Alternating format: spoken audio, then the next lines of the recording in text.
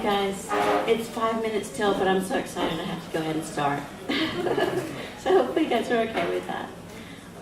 First of all, I wanted to show you, we have the All Things Planetary anthology of our feature poets this year. We only have about 4 or 5 copies, but they're $10, and Kat, who's just come in, has a wonderful QR code you can scan on your phone.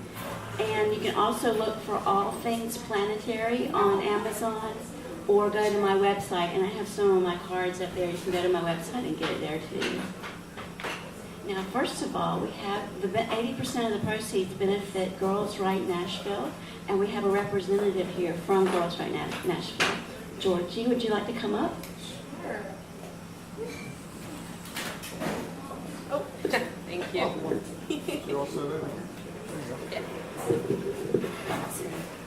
Well, thank you all so much. My name is Georgia English. I am one of 2 founders and directors of Girls Right Nashville, along with my partner Jen Starsinek, who unfortunately couldn't be here today. But our program pairs girls in our community with adult female songwriting mentors to work with from January through June of each academic school year. And we also host a large monthly writers guild for all the youth participants where they share their songs with each other. So we're really designed to meet girls where they are in their process. Our girls come from super diverse backgrounds in access to music, education,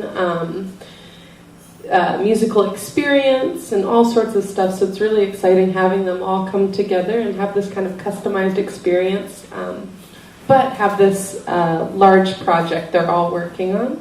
So at the end of each season, we take all of our girls to the Sound Emporium, and we hire an all-female studio band, and we produce the kids' tracks and have a big CD release show. And it's super fun and really amazing, and most importantly, free to all the kids in our program. So we really, really appreciate community support like this from the wonderful Amy Jackson, who is using, your own creative gifts to help us follow through with our mission to, bring this experience to girls regardless of their economic backgrounds. So thank you all so much. If you do want to get involved with Girls Right Nashville, you can go to girlsrightnashville.com. We're also on Facebook and Instagram. You can listen to their CDs online. They are amazing. These kids are the real deal, and it's a privilege to work with them. So thank you all for being here and supporting and being a part of our wonderful arts community. So thank you.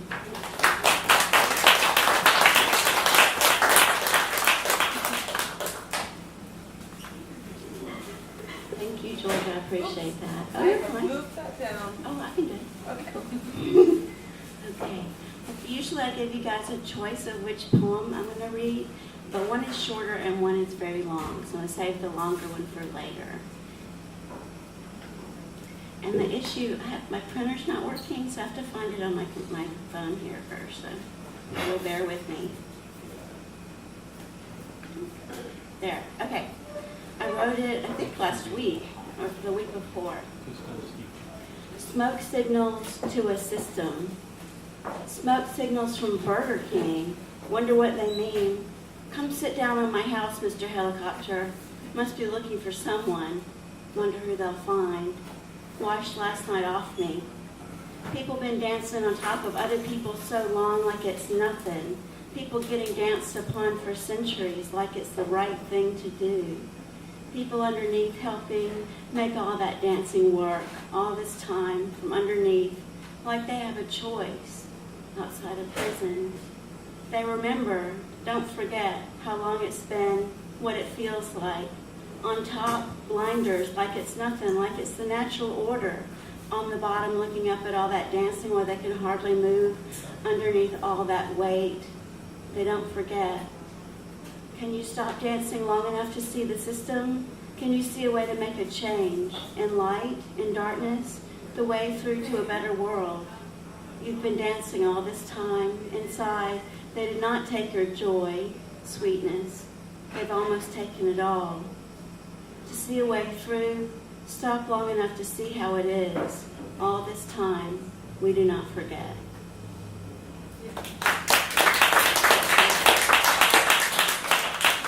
All right, we have wonderful chambers here today. And also, if you're a feature poet, please raise your hand.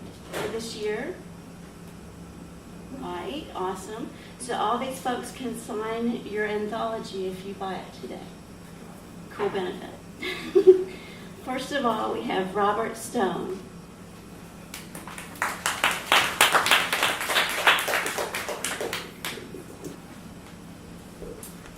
I don't trust my reading. I wear these glasses and used to really do. This is a sonnet from 2010. It came up for some reason and I put it on Facebook not long ago. It's called Choices. I thought I had a choice when I was young, and some young me decided what I did, and so became the me that now is sung, the me from whom all other past are hid. I think I have a choice this very day, and now will be deciding what I do, and so become the me that chose this way, the me to whom some futures gave no clue. I think I will have choices still to come, and me to be will claim decisions made, and so remain the me that hears the drum, the me for whom there comes the last parade. I hear no drummer but my own, and so no other times and pathways can I know. Thank you.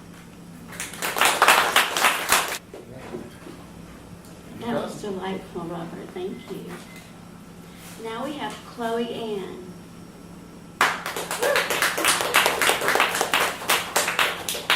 Something new came into life.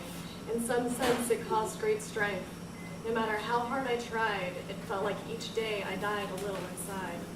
So many expect you to feel joy and happiness. Instead, I felt great sadness. But I don't feel a bond, that I'd rather just be gone.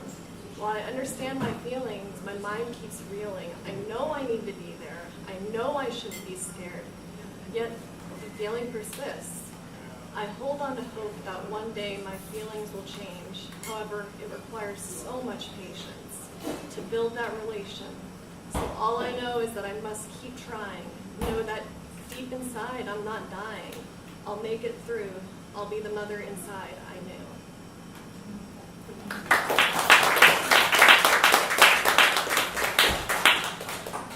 That poem, by the way, was called Bonding. Next one is Impossible. Walking barefoot on broken glass, putting the pieces together. The blood from your feet makes the glass slip from your fingers. You continue this impossible task. Onward you attempt, trying until you're broken, bleeding, hurt. You move forward gingerly. Eventually all the pieces are in place. You wipe the blood from the glass, revealing reflection. Though the impossible task is complete, the image reveals your broken body, broken mind, broken soul.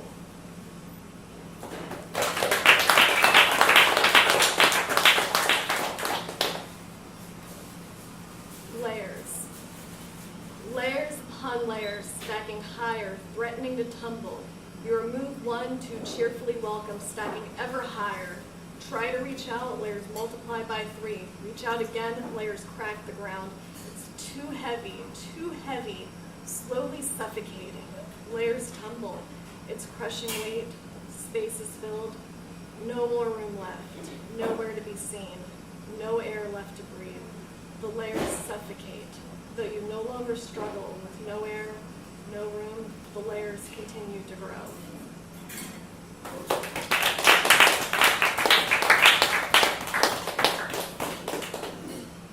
And this one is called Repeat.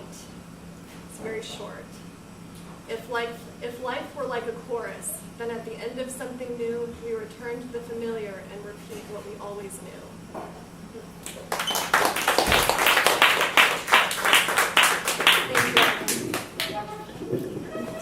That was so powerful. Thank you. Now we have Bob Boyd. Make the microphone low now, really high. Sorry, I didn't ask to be this tall. Life, a fairy tale. I ate a bowl of cherries today, still dripping water from the sink a day before. I woke up twice today, once in bed, then on the couch. I sat in my garage today, door open, waiting for the sun to set. Something like that. As the list grows, my head comes together, heart beats steady. Imagine a spilt box of matches, gathering them in pinches from the floor. Back in the box, they are crooked and together. Always one match is lost, even if you burn the whole house. So, that isn't right. No, it's like scooping dew into a tiny chipped teacup before the sun shows up. Gotta quench that thirst like some kind of beast with a big rack of antlers. Still, the bottoms of your feet end up glistening more than the bottom of that cup. You, raised up on twinkling soles like a mighty beast in the open grass.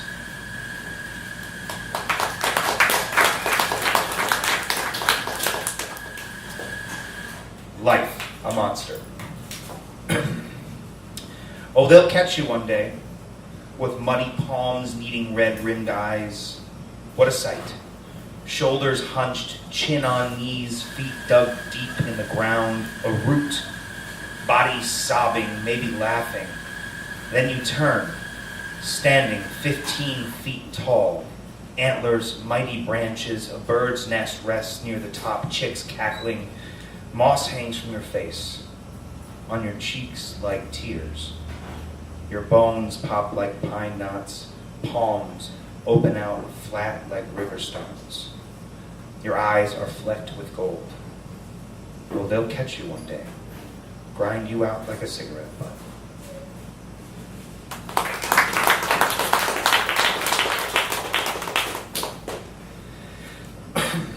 And this one is called Keep the Lights On. There's a cricket hiding in my garage somewhere. He plays slack-jaw fiddle on his high-strung thighs. Paper moths have made a home inside the lampshade on my ashy desk. They are my favorite. Out of the curious pedestrians, they are the kindest, gentle and curious as the first leaves of fall. The daddy longlegs are not cruel, busy in their corners with clever patience, but the flies are all assholes. The moths say Cricket lost his family in a sort of war with my screen door.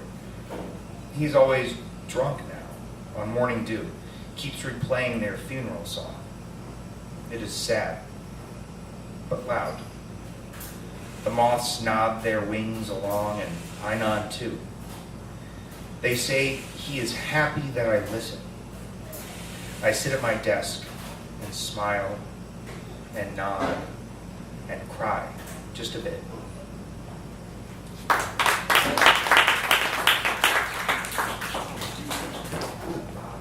Great imagery. That was so awesome. Thank you.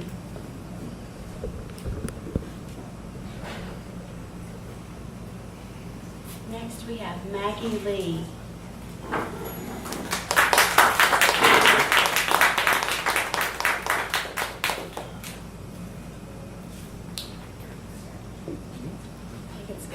Hey, I've never read here in Nashville before. I'm a little nervous. Got this. Oh, thank you. Okay, just gonna do it. Love as I know it. Love as it grows me up. Love like a vine, line between root and blossom. Umbilical cord source. We hear more than we say. Mouths must bite and chew and swallow, kiss and laugh and nurse and smoke and spit. They do not get the chance to talk as much as ears do listen. Ears do hear more than we know they do. It is a class we continue to take after we graduate, from listening to teachers who don't believe us rolling around in our heads, like we invited them in. We just hear it and hear it, heartbeat lyric, drumming sympathies and symphonies of our experience. Cacophony, mental insanity, metal-beaten shadow rhapsody, our feelings void of meaning, picture frames in space, so we can say that we see something, that we hear, even if it isn't real.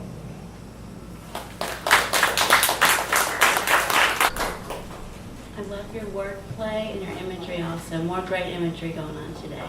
Thank you. Now we have Cory Delone. Delone? Delone? Delone. Cory Delone. Thank you. So I'm really nervous. I've never spoken into a microphone before. And I started writing poetry like 2 weeks ago. So here we go. Hopefully. Thank you all for being here. Okay. And excuse my writing on my written piece of paper here. I think and I wonder what happens to such, the ones gone before us, the ones who can touch existence and love it. That's who I want to be. That's who I think are crazy, wild, and free. Those who love things, who hate things, who live and let live, who wander among us, hoping to give their light, their love, their self, nothing more. Their honesty faults them. They're shoved out the door, most usually, most probably, not recognized such as the lovers they are, when the gift that they push is forsaken. It's taken, it's smashed and it's drawn, it's trampled and thrashed. When the light comes to dawn, they realize, what's this then? This love and this light? This new way of seeing that might transform us and make us what we wish to be? What wonderful freedom has brought this to me? It's not freedom, not without a care. Not freedom. I've pulled out my hair and more to get this to you. It's pulled at my knee strings, my very retinue of excitement, of freedom, of wonder, of care. It tests me, this need now to share demands that we must be now, or see now, what's happening thus. Happening, high in the air. So high? Too high? Up, beyond where we may land? That hand, demand, it helps us to be, to do and to see that we are all already free.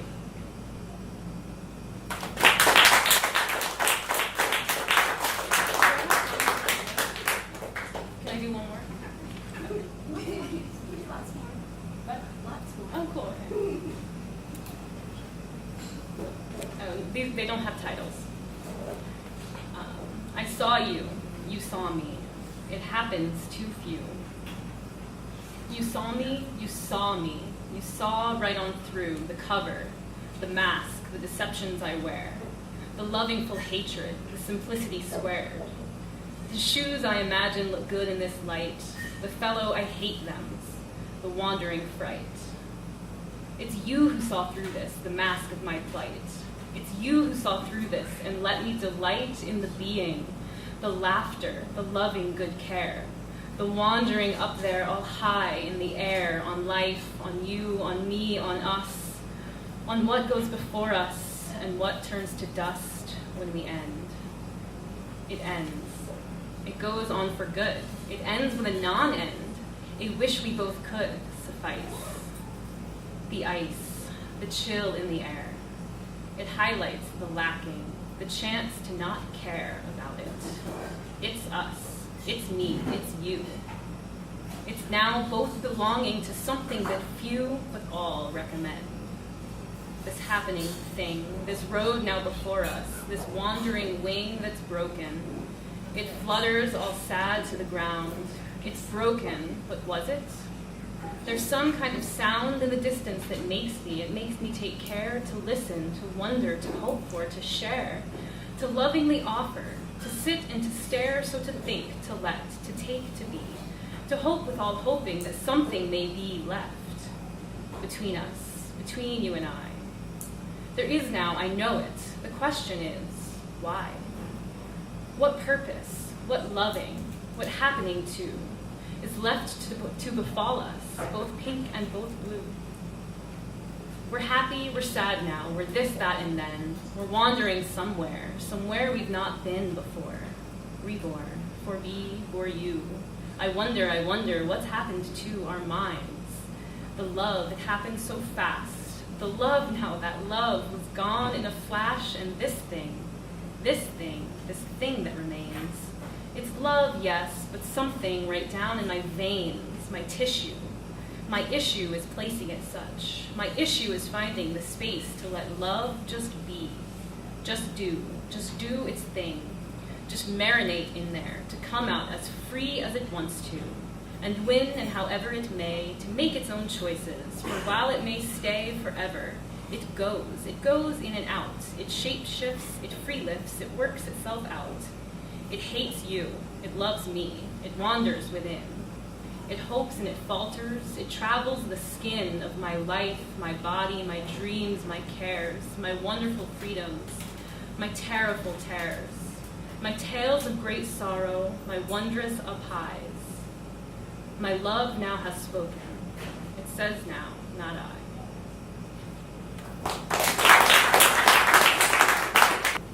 So profound, and I love the verbs you use. You give new meaning to the verbs. You give new meaning to the verbs you use. You're welcome. Now we have Victoria Izora. Did I say your name right?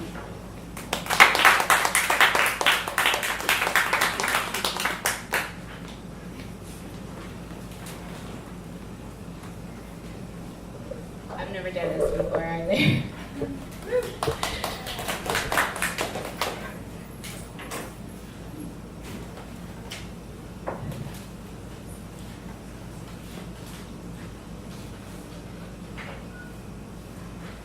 We all know that the butterfly's true beginnings is when it's wrapped in the cocoon.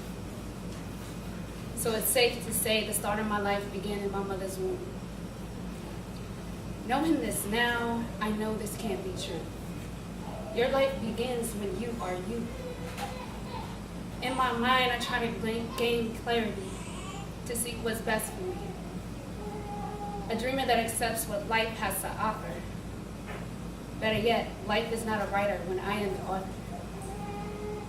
I stand before you without knowing you, confessing redirection and soul correction, which is the work required to develop my deep desires.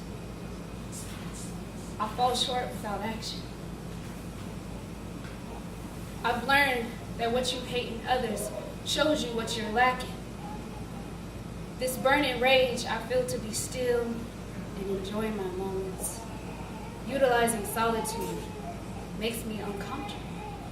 In my uncomfortableness, I sink and I think, why is it that being alone for me is the ugliest sight to see, when it's a chance to practice and learn me so I can be free, free from my past, free from things, people, and emotions I know won't last, keeping me in great silence.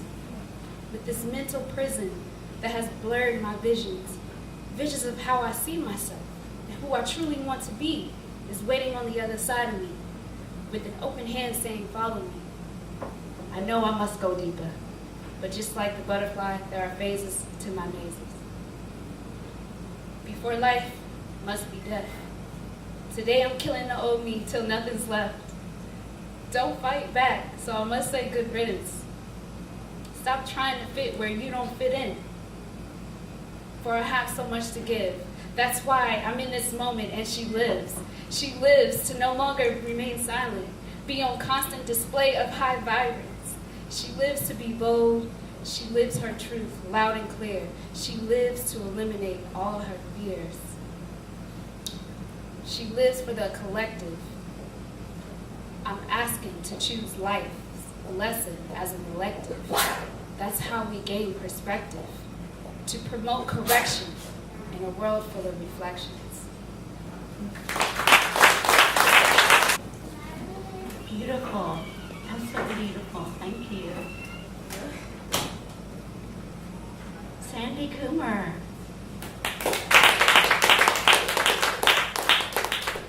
Yay.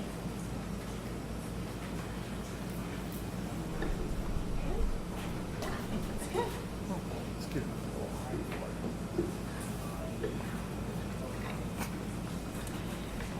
I'm going to read a couple of what I'm calling, for lack of a better word, reverse poems. And there are poems in which the lines of the second stanza are in reverse order from the lines of the first stanza. But because of the way the line breaks happen, you get this real mishmash of images within this repetition of language. So this is the first time I've actually read these poems out in public, so let's see how this goes. This first one is called Losing a Son. This, I carry this between breaths, in the space that expects the inhale and waits until it can't wait any longer. I hollow my body. My lungs lean together, and no matter how much I want to stay in this brief, flightless arc, some impulse refuses death, and I breathe white air that chokes like ash. What did you do but sink silently into night? I wasn't looking. You didn't warn me. There are too many breaths left that you left me holding alone for you. Now what do I do with this space I'm carrying between the skies? Alone without you, what do I do with the space I'm carrying between us? The skies didn't warn me, and the many, many breaths left that you left me holding, what did they do but sink silently into night when I wasn't looking? Refuse death, while I breathe white air and choke on its ash. I stay here in want, in the brief, flightless arc, the impulse, my lungs leaning together, and no matter how long I wait, I can't any longer hollow my body. My inhale waits until it can't wait in the space expected between breaths. This I carry, this.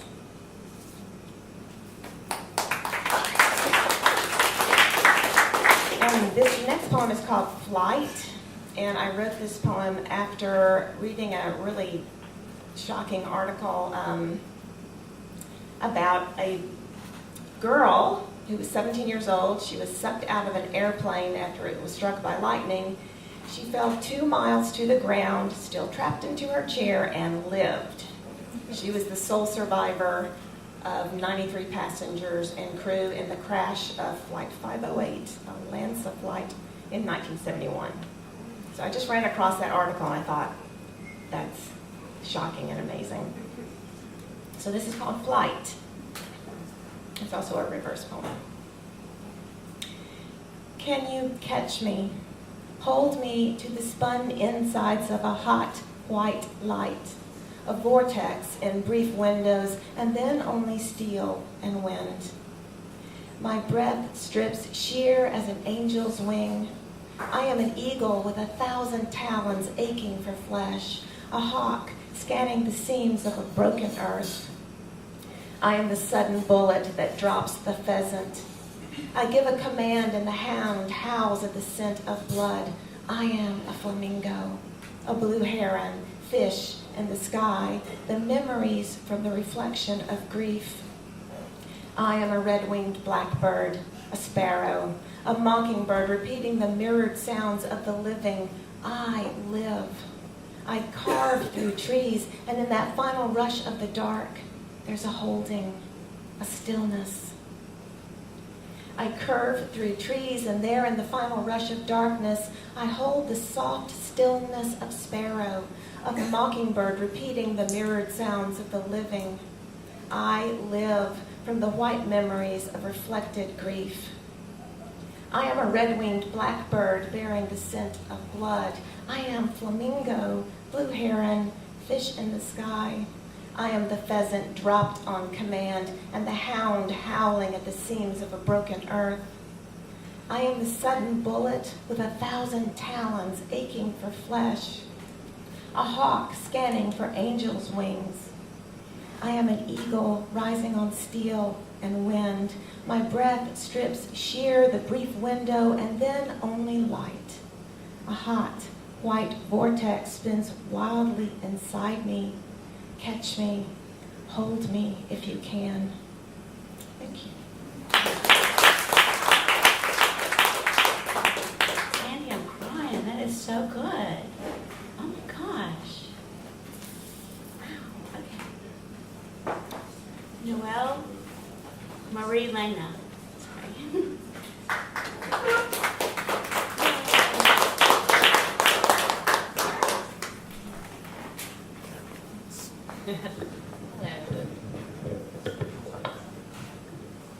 Yeah. I'm gonna read a few, and I'm gonna read a base poem from the All Things Planetary.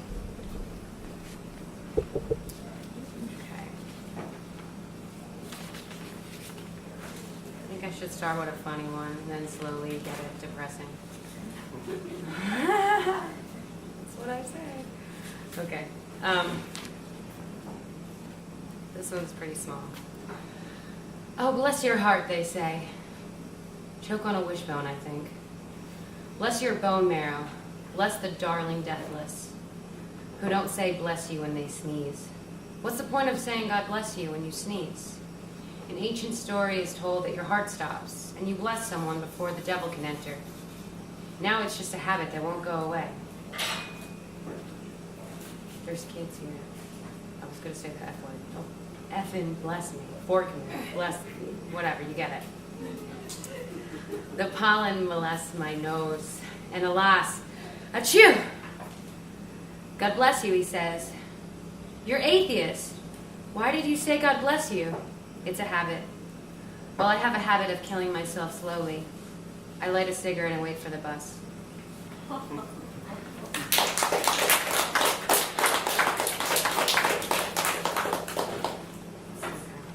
This is another funny one. Kind of. The pool was only 5 feet. Swimming like a frog, I could barely touch the bottom. My legs squat, pedaling in the chlorine aqua. We played catch back and forth, giggling, while her brother cried, yelped for us to stop. We were just playing with our new friend, the slimy little creature we discovered as we skimmed the pool for gnats. The frog had only one unbroken leg, and well, as for us, we did not realize pain was real until I saw a casket a few years later with my beloved grandmother. The frog died, but we never felt remorse, and for that, I weep in redemption. My brother painted on trees with lightning bug guts. The bark glue in the dark, and I wondered why my insides did not shine. Maybe because I murdered a ladybug and blamed the boogeyman. I know what I did. Do you?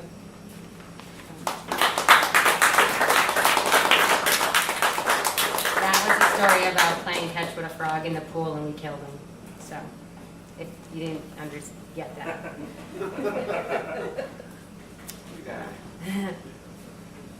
Now it gets a little darker. I have bathed in Babylon, but I blacked out before I saw the prince. Let the serpent's mistress wash my skin as I cried over the Eucharist I refused to eat. Standing there at the gate, did not knock. I just waited to see if the Holy Ghost would appear. Uncertain, reluctantly, decided that the dark magician was the God I prayed in the concrete oasis of mystery and madness. Take this, all of you, as a memory of me, I recall. The communion was unlike the ones I've ever received. It tasted better. The succulent sin spread. Sayonara. The Father was my drug. The Son was not my Savior. The Holy Ghost was a ghastly ungraceful. Oh, but he sure as hell appeared to be the Messiah with his baggy jeans. I got down on my knees, begged not forgiveness. I begged for more.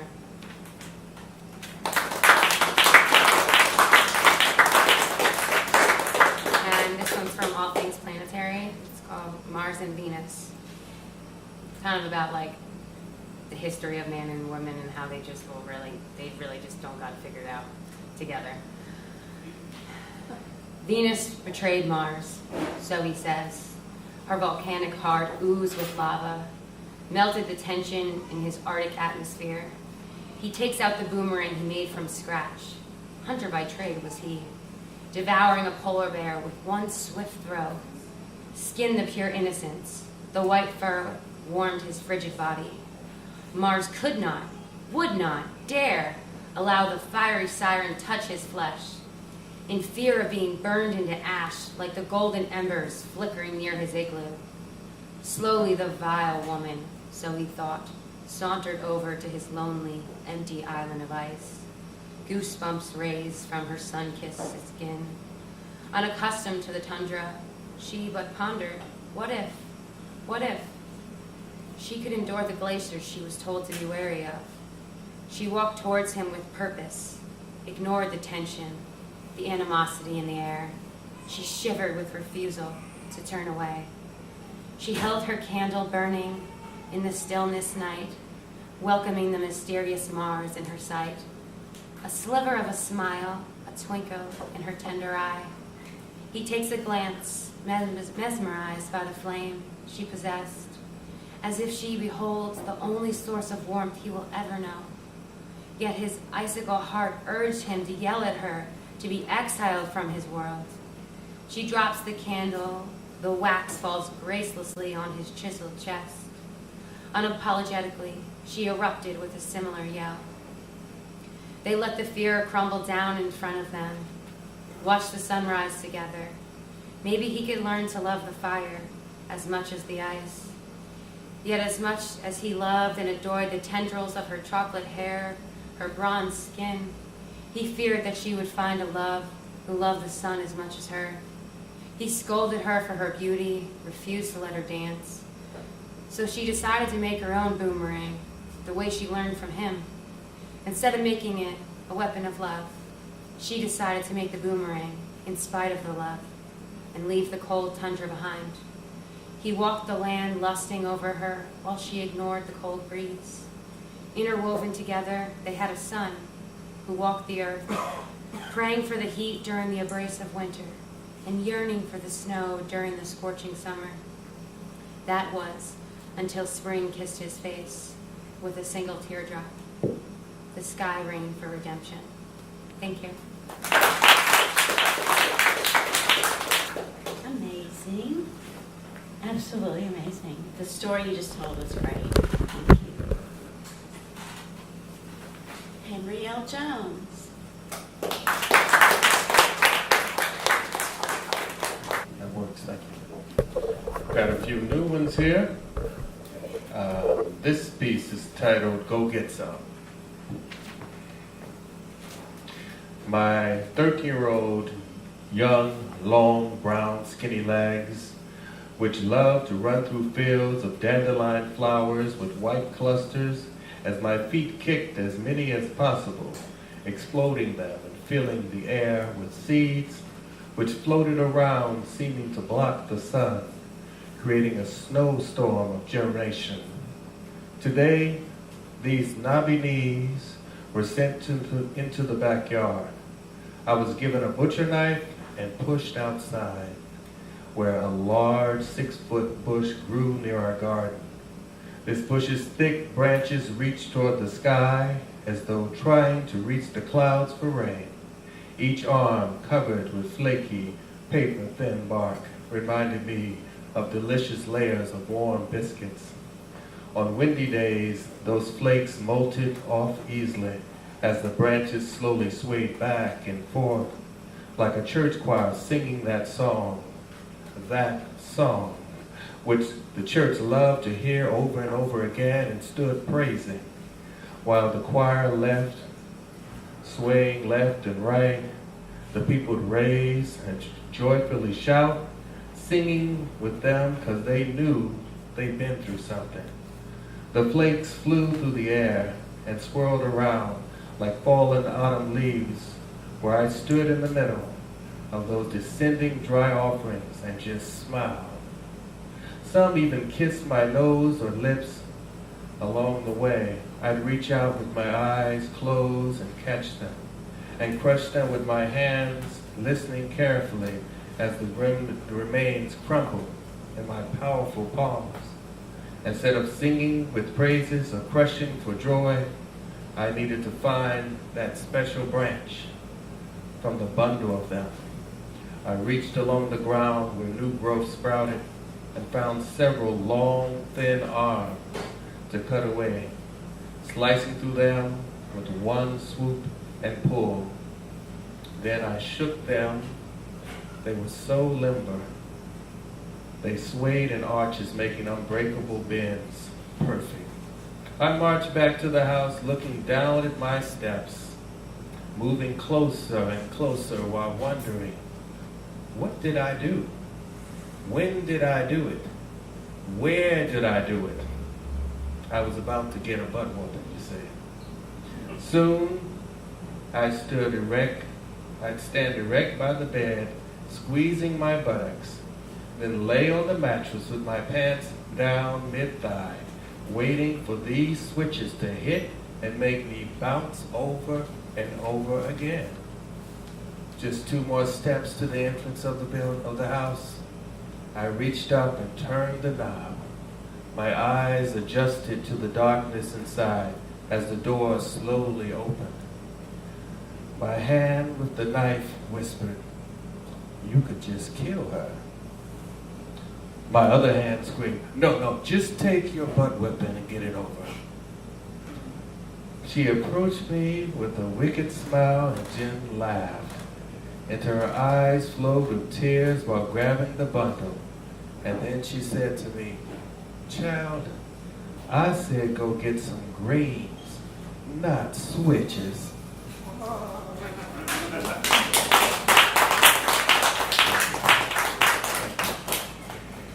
The second one is, okay.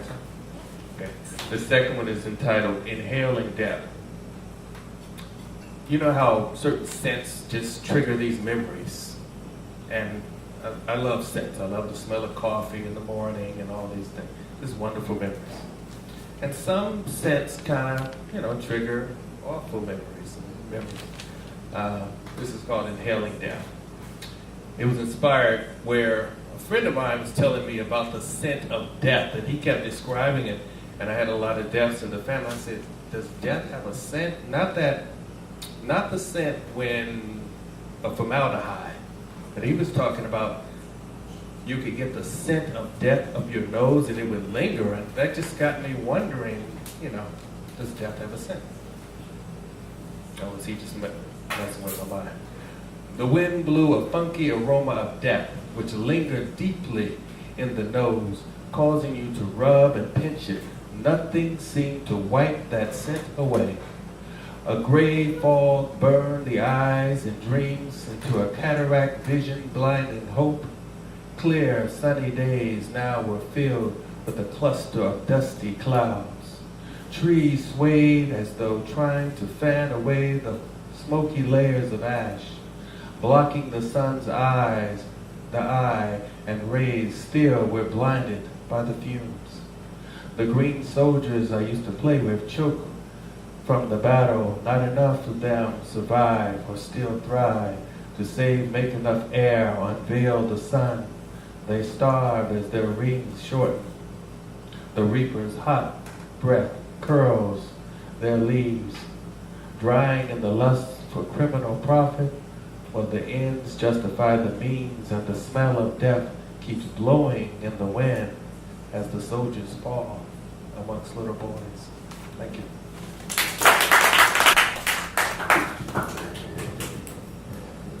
Thank you. That was very powerful, very imaginative.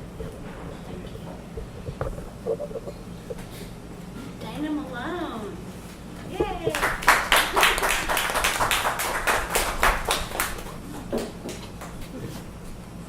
Thank you, Amy. I just appreciate your curating this event every month. And to those who are new, welcome. And I'm looking at someone I've known for 25 years in the writing community. It's been wonderful thing to participate in. I was in Charleston earlier this week for my annual trip to South Carolina. And much of what I write about Charleston will not be found in Travel and Leisure. And 2 years ago, I was at the federal courthouse when they seated the jury for Delone Roof. And then later on that trip in North Charleston when they were seating the jury for the police officer who shot Walter Scott. This poem is called Lacrymosa, Charleston, Mother Emanuel, Walter Scott. Left alone to scream in language without vowel, only the guttural clicking of tongue against teeth, rolling R's at the backs of minds, blurring breaking news, wars, filthy lucre, shots in the backs of black men, resonant bone of hurricane and house of worship, bullets riddling Charleston, death cold and drenching, the angel oak bitter and bleeding, sorrow breaking on the October battery. This is where the sonnet ends, in a wreck at the four corners of law.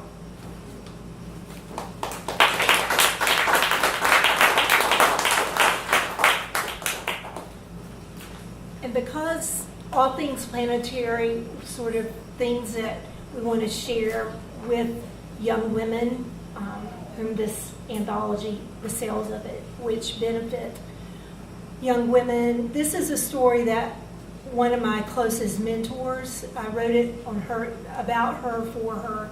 Her father died on Christmas Day when she was 17, and her mother died 3 years later from Legionnaire's disease. This poem is called Queen of Majesty, the Moon. She is beautiful, depending on the time of month, demure or brightly shining. It is always the night that brings her near. As my adolescent arm trembles, it finds her. Every night, all these years apart from her earthly form, I make her hair into a French twist, take a lipstick sampler from Avon I have saved in a dozen moves and purges, give her lips a touch of shade, having perfected the art apart from her. The makeup case is the same, Samsonite, best suited for hats. Round I go, lean into form, the zipper holding to task. In the full rotation, I remember colors, melon, pomegranate, cranberry, rose, all the flowers she taught me to name, and now without her, waxing to find the absences of color, the red deep with so much I do not know of her. Oh, holy mystery, she is the moon and my mother, the moon because the moon displays perfect lips and nails a day after childbirth, cannot be conquered by disease or grief. My mother with me and the moon, the prick of holly leaf with no white cotton square to take the blood drop, the blood irrelevant in the white as I wonder what the moon's arms around me feel like, spinning to another solstice, to that Christmas and every Christmas since, the blank stare, my mother's funeral countenance, my magic father gone with the snow, rushing home from hunt and last-minute shop. I have always supposed the moon feels like my mother, smiling, a little pocked and dipped for missing my father, mostly white like the magnolia bloom in our South Georgia spring, like the white cotton of her gown and sheets as I lay with her at peak of death, under the open window, the peek through screen into night, and we cried, as now I tend to cry, of joy mostly, and always in secret, and stay with her in the silent night, in every crescent wax wane, these lives after death, this feeble truth, every phase aligned, and the undeniable in the ing, in the isn't it being a good life. You're such a great storyteller. I love all your characters. It's so moving. Thank you. James Collins.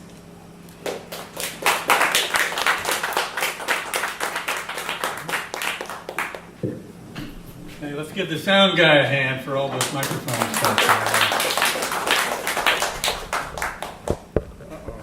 I'm in the witness protection program. Well, that's over now. Yeah. All right, two short poems. Two poems, one short and one kind of long. This is called Emperor, and I wrote this regarding some archetype work. You know how we all go through archetypes: son, daughter, wanderer, husband, wife. You know, advertising executive, lunatic. No. So this is called Emperor. My own heart is the kingdom to rule, a home eternal in peace. No need to conquer or use force. Just know myself in a crown of gentleness. To love who I am. Wear a royal wreath. Create, bless, be all I am. An emperor of one heart.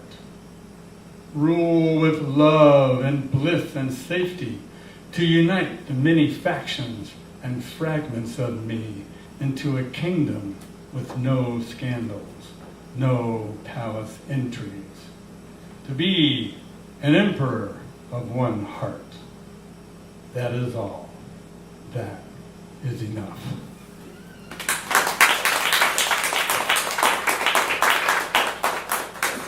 Thank you, and since this is the season, I don't get to do this too often, but this was written on a simple walk through Radnor. There's a slight little ramp later on, but never mind. As fall turns to winter, no one genuflects as they enter the church of Radnor Lake. But this morning, my spirit does a secret dance. Most of the leafy walls have fallen, exposing the bare bone architecture of brown trees. Reverently, I watch a few lingering leaves cling to what's known, then float into the unknown. Every dazzling dive of surrender dances with joyful sorrow in autumn's air. This ritual of release is the leap of faith we all must make one day. So, I am blessed to walk between life and death. In a sacred temple, parishioners take communion wafers quietly and bond with their soul. Visitors huff and puff by me with the world still stuck in their ears. Others disregard psalms of silence and connect in conversation. From a branch in the water pew, a turtle listens to a cool sun sermon on patience. A sparkling congregation of diamonds rise on the lake before him in waves of hallelujah. Along the path, a twisted tree trunk's 9-inch gnarl invites me to wonder what grace straightened it again to reach for the sun and sway contentedly. Geese glide on the lake, sharing the message of their ministry to be in the world, not of the world. In a creek, a blue heron is baptized. From a hillside altar, a deer's peaceful presence preaches to be gentle with myself. The natural love in this moment quiets my mind and heart. Staring in this stained glass mystery, I pray that God is alive within and all around us, that we won't wait until the last tree is cut or the last river is poisoned to to realize the harm we do. That being human means to honor life over money and profits. That in our season of living, in this human tabernacle, a thin root of breath is the frail thread that holds me on the tree of life. If nature is a mirror, then this is not my day to dance into the unknown, but to embrace the changing seasons of my life as fall turns to winter. Thank you.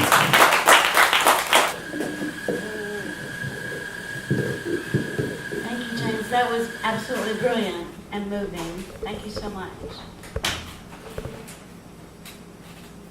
Joseph Powell.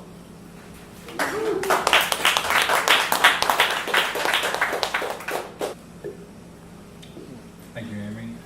How's everybody doing? Yeah. All right. I'm going to do two pieces that are featured in a new book that I just put out last month. It's available through Barnes & Noble Press, and it's called The Spirit of Baldwin Compels Me.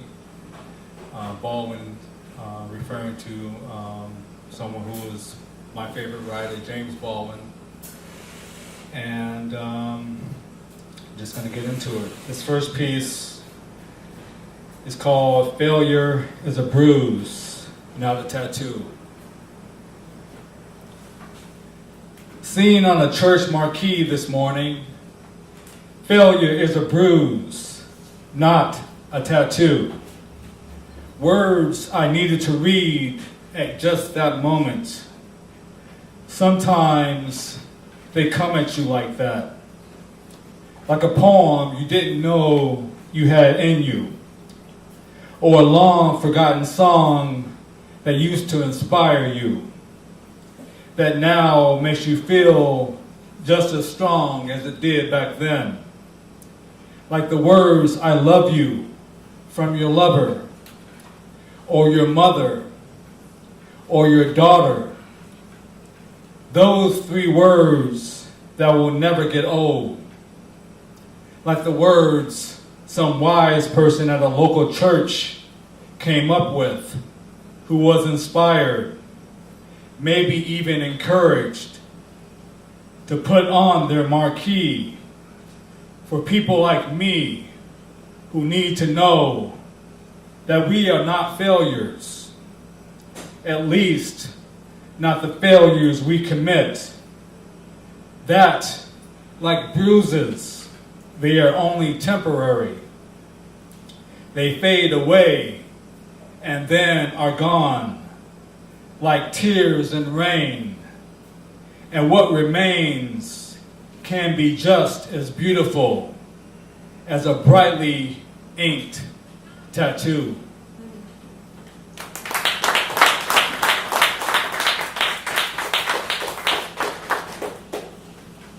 This next piece was inspired by my wife Cindy. It's something she's always telling me and has been telling me for the last couple of years at least. It's called Go With Love. She keeps telling me to go with love. But my heart is breaking at what we're becoming. I am angry because the promise continues to be broken.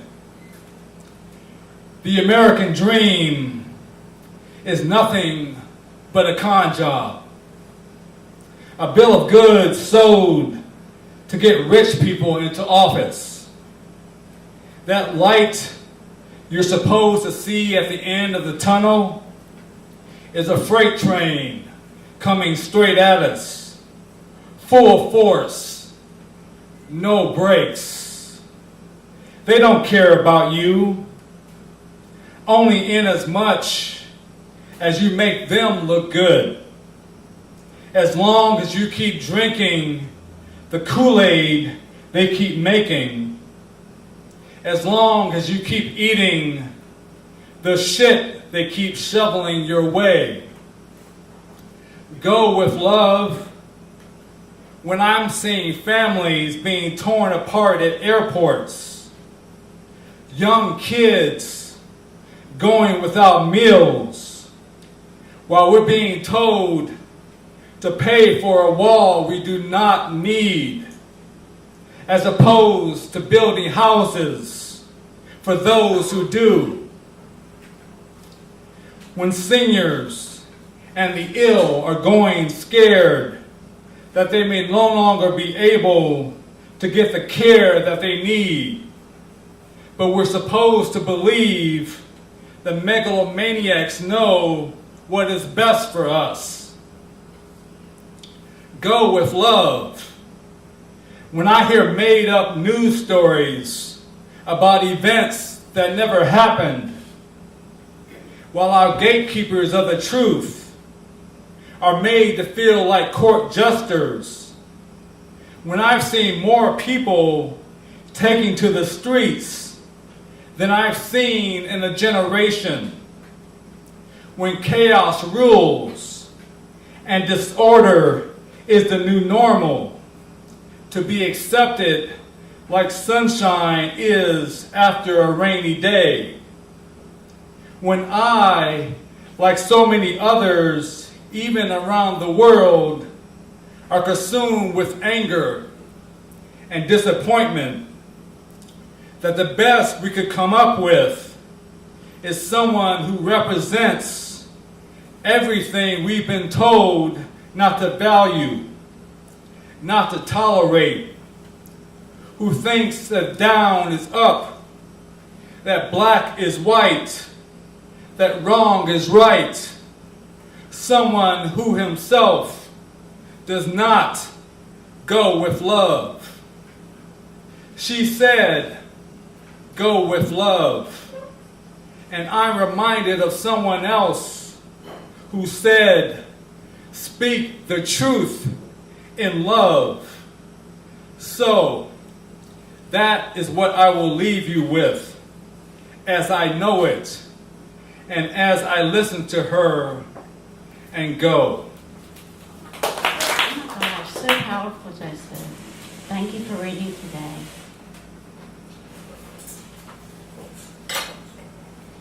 John Winston Heacock.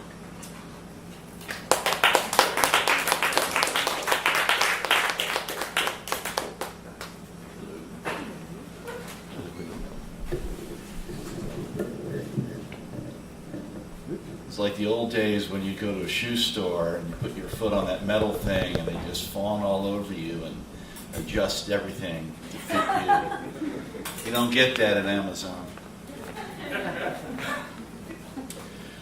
I'm going to do a couple quick ones. I'm not good at the long ones. This is called Honeysuckle Droplets.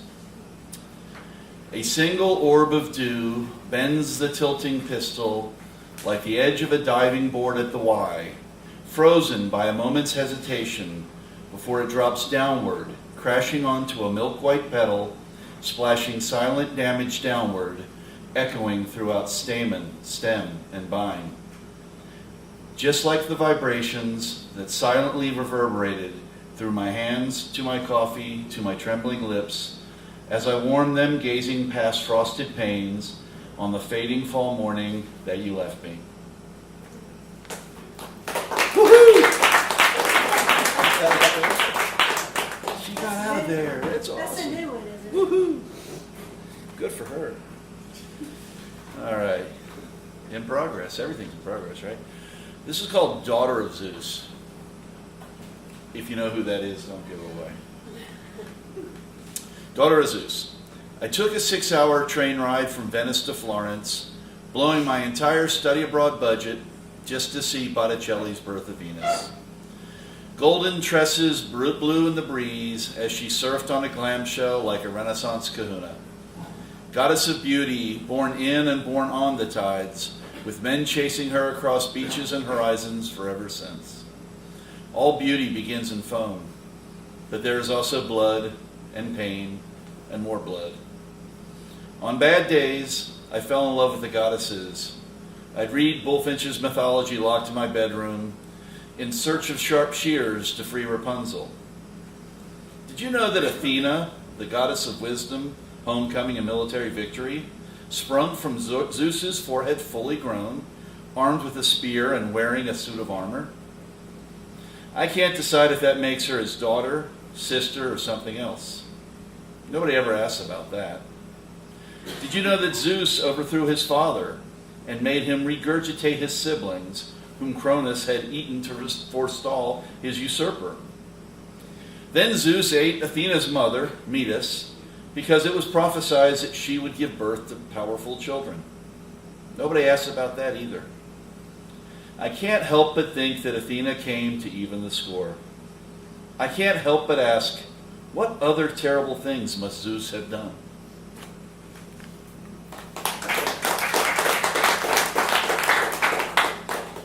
It was a little more lighthearted. A little. This is based, you remember when Trump made that edict that you couldn't use 7 terms in scientific reports? And you'll probably be able to guess what these terms are when I'm done, because I use them all here. This is called those 7 scary words. When wooing legislatures with penises, 'tis best not to bring up fetuses, or the rarity of bathroom occurrences like awkward transgender disturbances, rendering them as vulnerable as the incident is memorable, for there's no greater controversy than to suggest a lack of diversity. Since white privilege brings enlightenment as much as it does entitlement, so these lessons to be learned are not evidence-based, for it refutes that facts are mere matters of taste. So if you insist upon claiming that the CDC should be aiming at matters of truth and healthiness, I'll resort to fact blaming and climate change shaming. While the water you tread rises over your head, it'll be such a waste that your death, while tragic, was indeed science-based.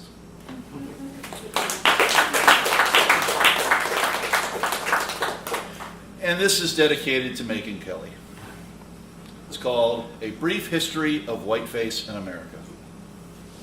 1984, Eddie Murphy in the Saturday Night Live skit, White Like Me. 2004, the Wayans brothers in the comedy White Chicks. 2006, Dave Chappelle as newscaster Chuck Taylor in the skits Reparations and Racial Draft. That's it. And all the white people laughed and laughed.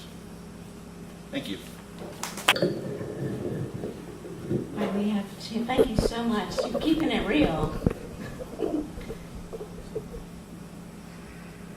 Now we have Jake Faivre. Should have left it up.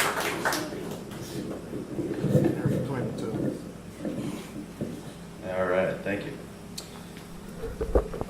This one is about an experience in Alaska that I had. Pillaged and toiled upon the murky waters. Fireworks lit up that early 5th of July morning. Lungs hurting from all the poisons he's been inhaling. Tattoos and piercings tell of a wild story. Nomadic and wild, he lives upon the sea. Mouth as dirty as the confluence of those muddy rivers. The salmon run, a line in the sand has been drawn. On islands there by day and gone in the night. The love we once knew like starlight, and the sun never sets in Bristol Bay.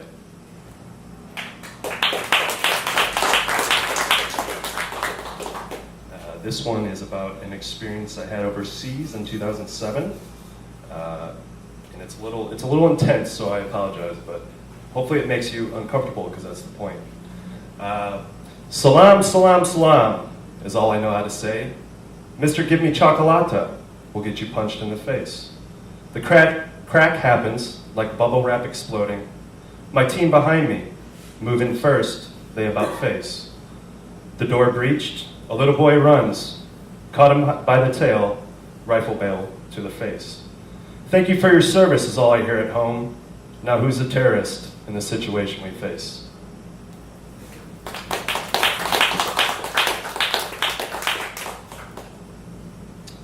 And lastly, I don't mean any offense to anyone by this one either, and I will just say I hope you go vote if you haven't already. Raised on a farm, never able to achieve the cream of the crop.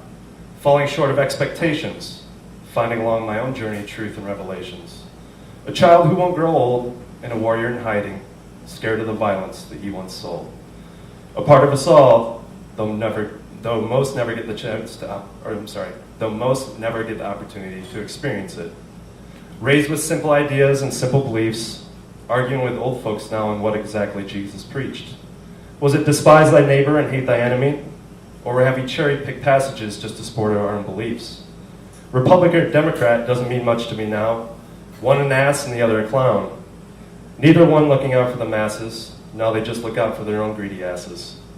Folks losing faith in the system. Folks taking to the streets just to resist them. Who knows where we go from here? Our future foggy and our freedom clear. Thank you.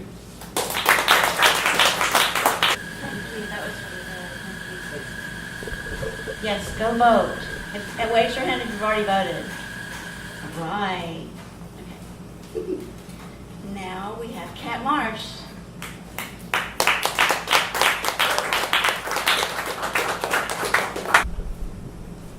Hello. Before I read, we'll do a quick plug. I'll be at Third Man Records tomorrow for Betsy Phillips' book release and also their Halloween party. So come if you like. It's free. They have a costume party. You know, it'd be great to wear a costume. If you don't, being human is okay. So I have 3. 2 by me and then 1 from my son's school. Because I thought it was really nice that they were making the kids do a poetry book. So they were all collecting different poems that they had to practice and remember. So, to Ishwandi, and these first 2 are actually in All Things Planetary. To Ishwandi, around the way and not far is a place that lifted my heart. It exhales life and inhales all, proclaiming hope in falling snow and rising winds that always call. In the movement of breezes whipping along footholds, waters, peaks, and cliffs, in the movement of language, the old Norse writ. When opening eyes to see a bit farther as one extends deeper within, to feel the tempo and rhythm to begin. A land made strong by weathered tresses, it made of a life that only dances and never digresses.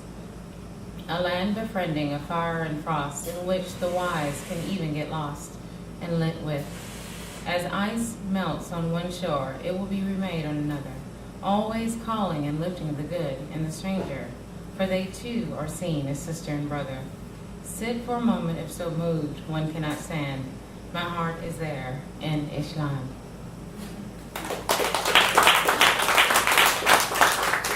And this is called Paper. When I originally wrote this, it had to do with being a woman. But however you identify yourself with, you can change the pronoun or just not use one. Paper. She is but paper, shaped into many things that can echo and sing. The wind can move her and smooth her texture. The water can sink her and cause her to unravel. The earth can bury her to one day become the home for something new to grow. The fire can change her color. It can turn her into ash, but as one listens to the whispered crackles, one knows she is not finished. No, she is not finished. She is but paper, underestimated and strong, a form that can build empires and string thoughts along. She is but paper, inspiring provocation, dancing and spinning as muse and aberration. She is but paper. Yet when given a false hand, she can give cut to disturb the mightiest man. With or without line, she provides much space to give heart and mind a resting place, to take in your fears, your dreams and wishes, to give rise and design to what another dismisses. She is but paper, simple in form, but with her eyes, true eyes, she is adorned.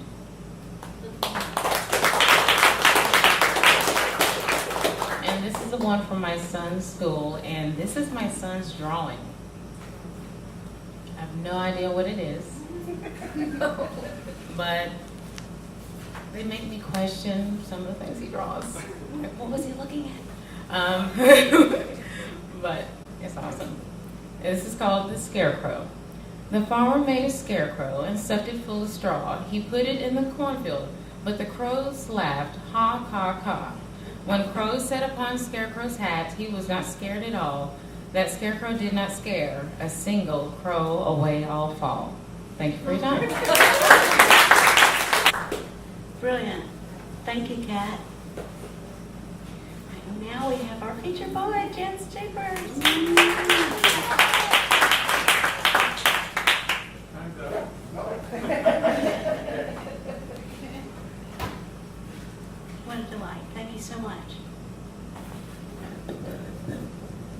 Hey, everybody.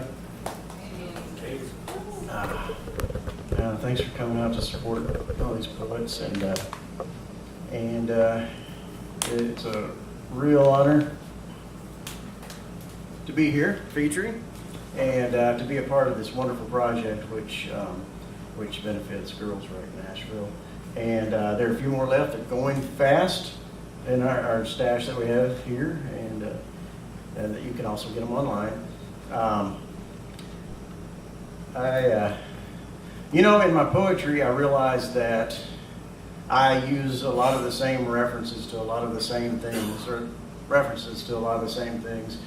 And regarding this, it was once suggested to me that maybe I should create a drinking game for when I read.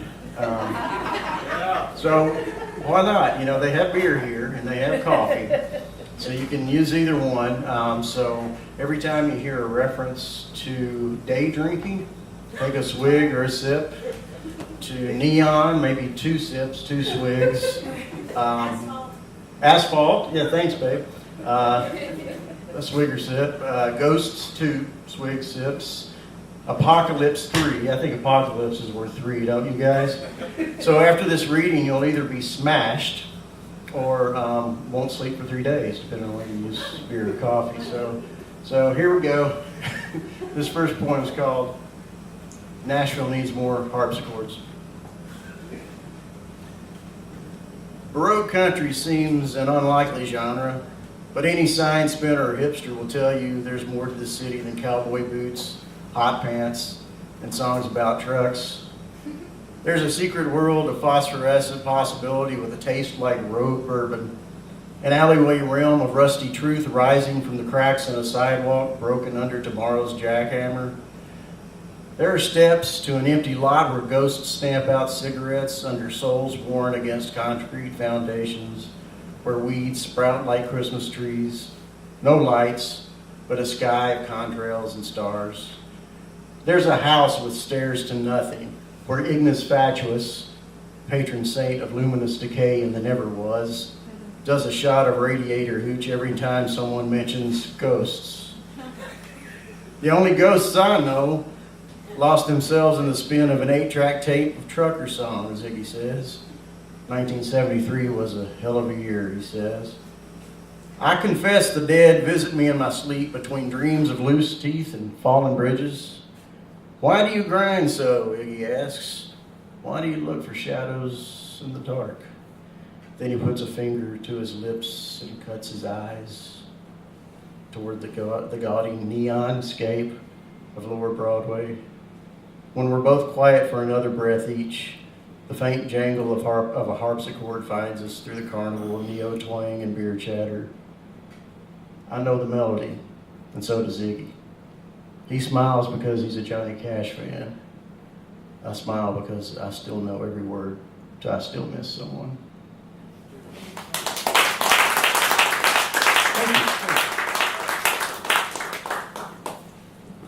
This one is it's a love poem of sorts. About as love poem as it gets for me. It's called Entanglement, and has an epigraph from July's 2017 article from the phys.org website. This phys is in PHYS. The epigraph. Did I say epigraph or epitaph this time? Sometimes I say epitaph, which, you know. Anyway, it goes like this. Retrocausality means that when an experimenter chooses the measurement setting with which to measure a particle, that decision can influence the properties of that particle for another particle in the past, even before the experimenter made their choice. In other words, a decision made in the present can influence something in the past. Part 1. When my father fell in the hobo woods, my mother, half a world away, felt sharp pains in the same 3 places shrapnel had broken his skin. She would make this connection later when the details of his last night found her through the fog of grief and army paperwork. When my mother told me the story, she never framed it in mystique, never described this action at a distance as spooky. The 9,000 miles between them in that moment were never mentioned. I never received transmissions like this in that expanse of years when you were only memories carved into songs and poems.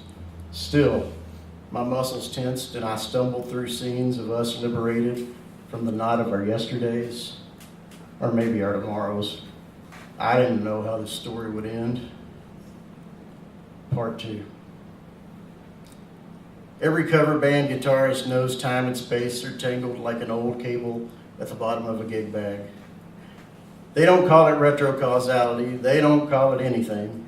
They just play it night after night until I see the patterns, till I recognize the portals. Vulcan statue mooning Birmingham, a train trestle named Resistance, the Onyx on Main Street in Memphis. These are the songs that scored our years between. The nights I stumbled home, the half-awake couch dreams and drunken moments of forgotten revelation. The afternoons of writing the book I wasn't writing, the weekly mantra toast of I'm happy alone, Chayo, and all the other lies I told myself in my best complicated artist voice. These are the verses and choruses that, with hammer and cocktail, bent the rail of time back to you, back to where our story begins.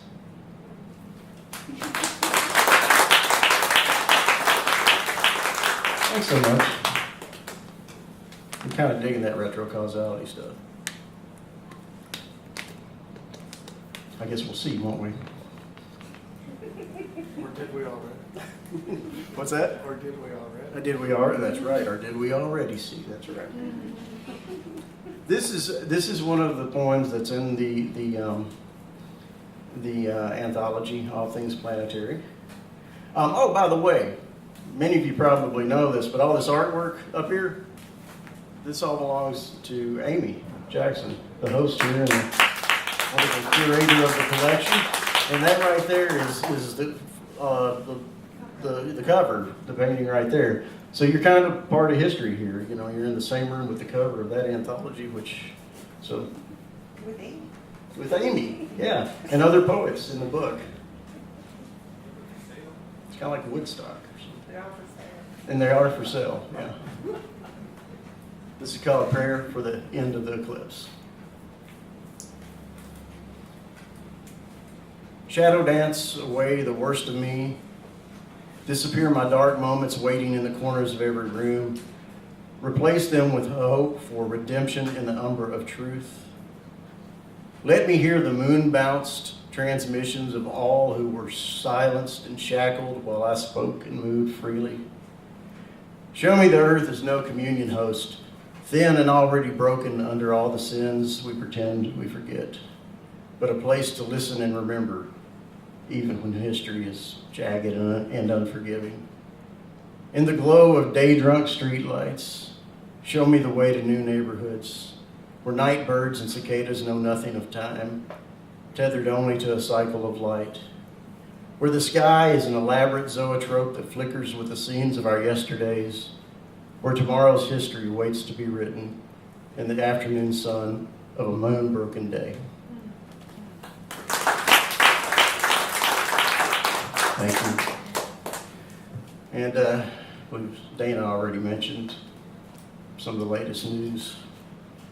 And I was just saw an update pop up on my phone about that. And well, just with that in mind, I'll share this poem, 9,000 Guns.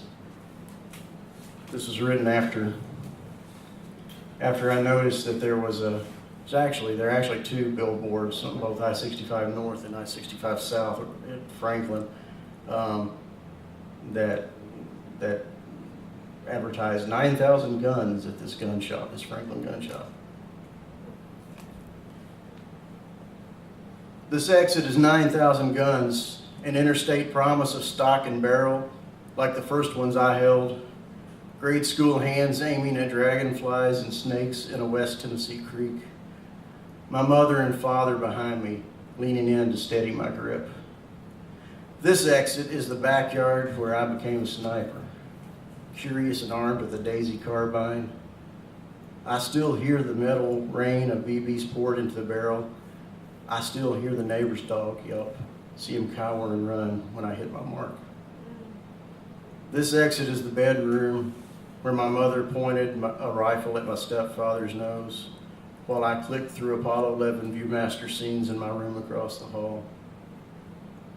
This exit is the county field where a class of 10th graders stepped off of a yellow school bus, lined up to load shotguns, fire them into the gray sky. Coach wore red flannel that day and graded on a curve. I missed my clay pigeon, but still passed the hunter's safety final. This exit is the Scottsdale Gun Club, a bachelor party buffet of steel, plastic, and ammo I couldn't load on my own. But the Russian AK-47 was easy. Its trigger like butter under a spoon, little kick and no telegraph of pain from shoulder to chest. Nothing but smoldering flakes of afterthought. This exit is Coochie, Vietnam, where my father, flak jacket, helmet, and bandaged foot posed for a photograph. M16 aimed at satellites and God, a squinted standoff against a future which never stood down, never granted him a Memphis airport return to the world or a highway drive with me, shotgun, past this exit, where 40 years later, I learned from a friend that dragonflies carry the souls of our dead, where I tossed out the window any sympathy for my stepfather who pinned my mother to the floor, truck driver hands around her neck, where I confessed my sins to a stray dog behind Tiger Market, where I burned my father's draft card with a hunter's safety card I never used, where paper targets turned to flesh, and I waited for 9,000 souls to return and tear down a billboard, one gun at a time.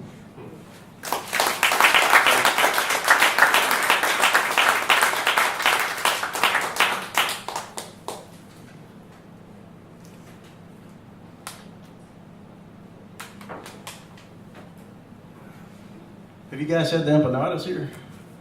Yes. Yeah. One of my favorite things. I think that's a non sequitur.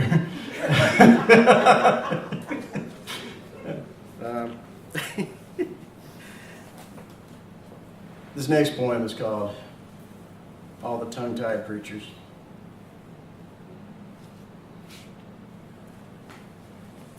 This is how I began. I shatter a stained glass Jesus into jagged shrapnel after the preacher hijacks the funeral.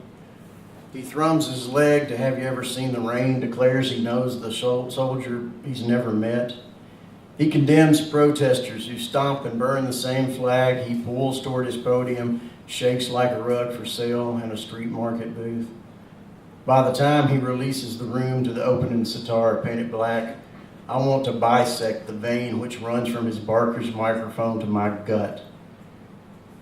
This is how I get through. I burn ghost money on the side of a muddy village road north of Coochie, travel currency for my father's soul as it leaves these disappeared woods for home 40 years late.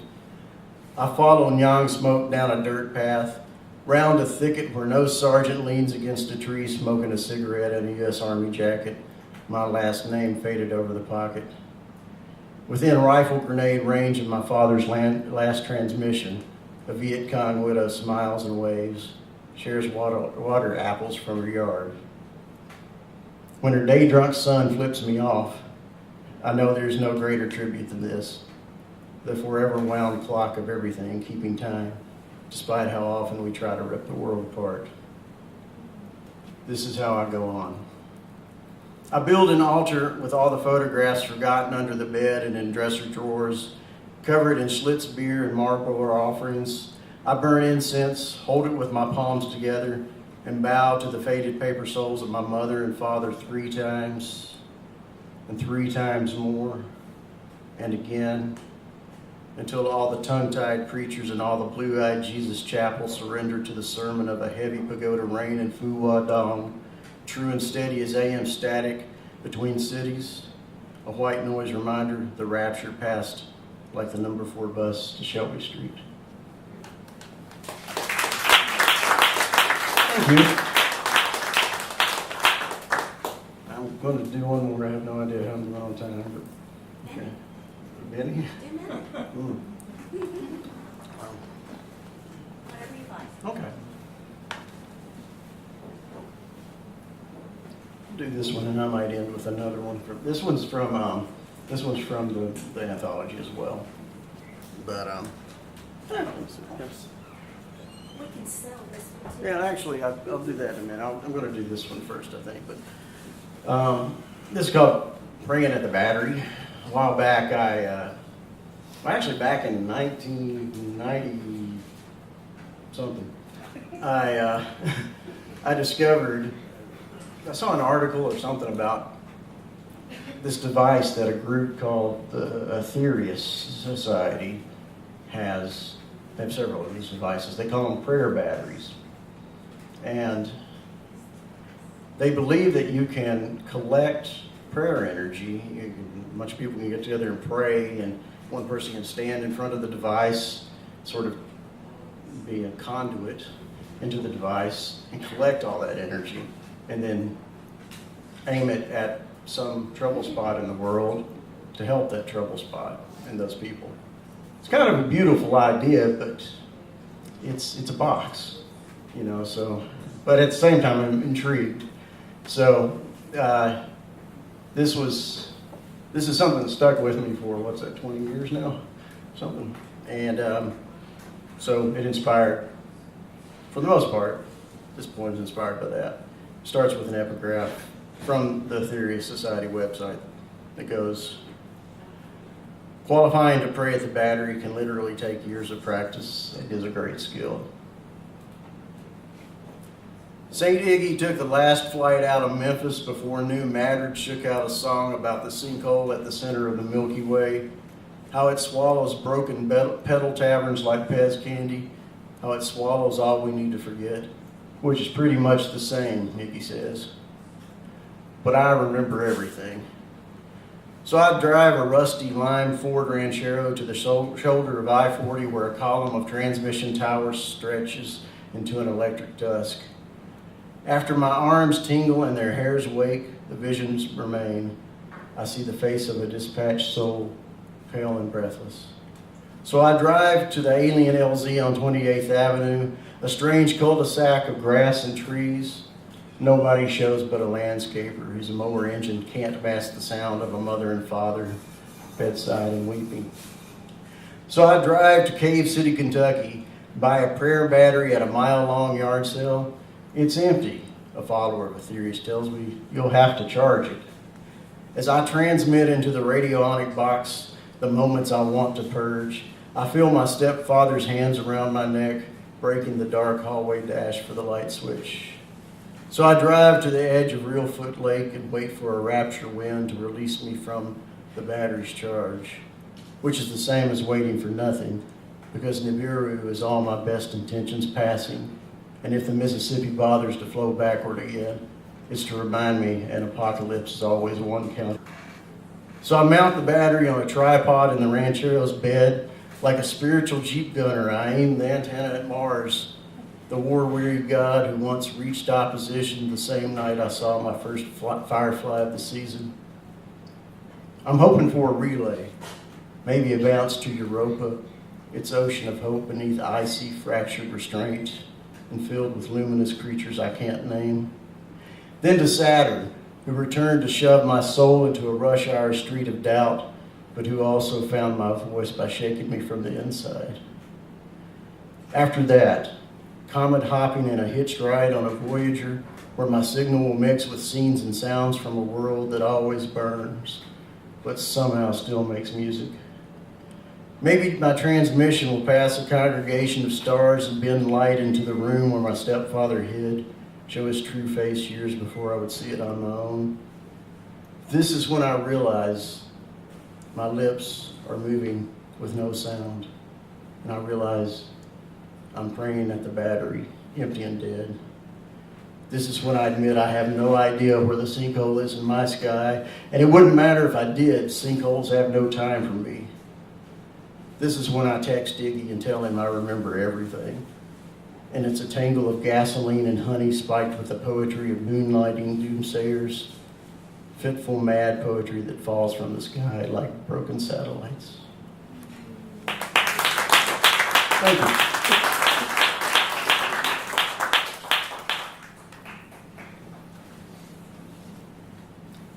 think I'll close with this last one from the collection. It's called Toast to a Lost Astronaut.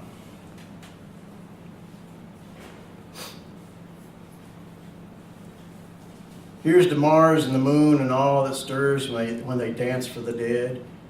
Here's to red sand close enough to reach out and trace our names. Here's to boot prints pressed into the gray dust of driveway promises. See the domes on the far side? Those are taco stands I plan to visit every time I pass, but never do. See the face, the rabbit, the man? It never turns away, no matter how I spend my nights.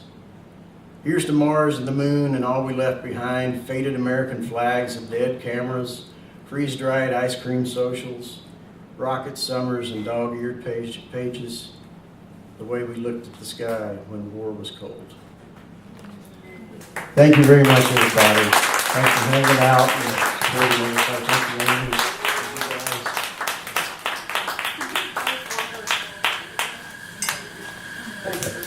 Is that not astounding? Are you not just totally moved by that? Thank you so much, Chance. Does anyone else want to read? Got any more readers out there?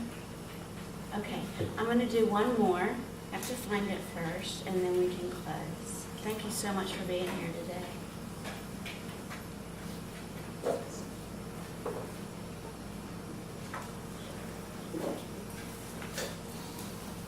All right, it's called 100-Year-Old Homes.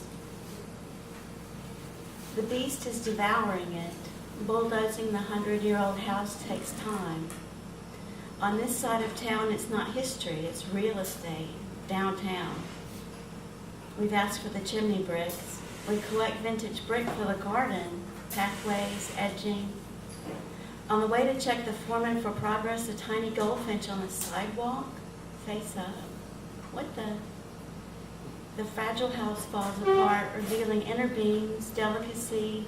The fragile bird no longer feeling in the dying house begins to relate. Nature, civilization, and its definitions. Who decides what stays?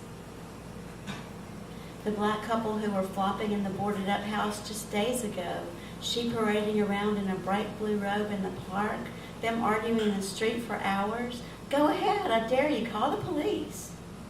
That was all I could make of the argument. Now the couple is gone and their new home is a mystery. The history of the home? We know it's been boarded up since 2013 at least. The house across the street was torn down around then, after someone tried to rob the wrong guy and got killed falling out into the street. The home was on the 1908 fire map of the area, used for knowing what's all here in case of a fire. I wonder what it took to make that dying house in the first place. It shrieks as it's twisted apart. Across town it would have been restored. Across the street we're watching the demolition. Our house was bought outright on the verge of destruction as well. Another 100-year-old house. We're restoring it. We're searching its former owners all the way back to 1900. James and Emma Davis bought the house, newlyweds. Kept the house in the family until it was sold by a son in the 1970s. A piano teacher lived here. There used to be a different owner who chained a pit bull outside. There used to be an abortion clinic across the street.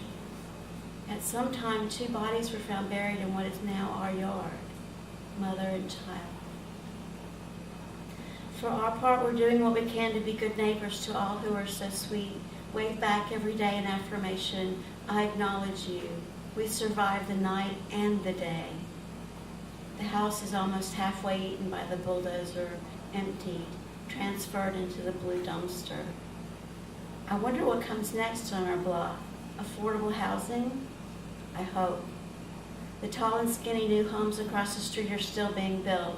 Someone broke in and stole tools, tore up the place. Next door to us, when they converted a shotgun shack into a 2-story, suitable for an Airbnb, someone broke in and stole tools.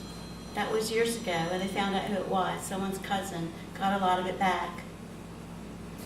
Those bricks from across the street for garden pathways, edges, at least they won't go to waste.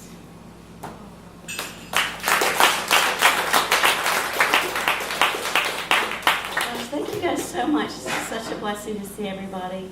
We'll be back again in January with Sienna Rouse and many more feature poets next year. So thank you all so much. And if you want to talk about the art or anything, I'm welcome to talk about the art too. And we have 3 copies left. And again, you can go to Amazon and search all things planetary, or go to my website, and my cards are up there. So we'd love to have you have a copy. Thank you so much. Take care.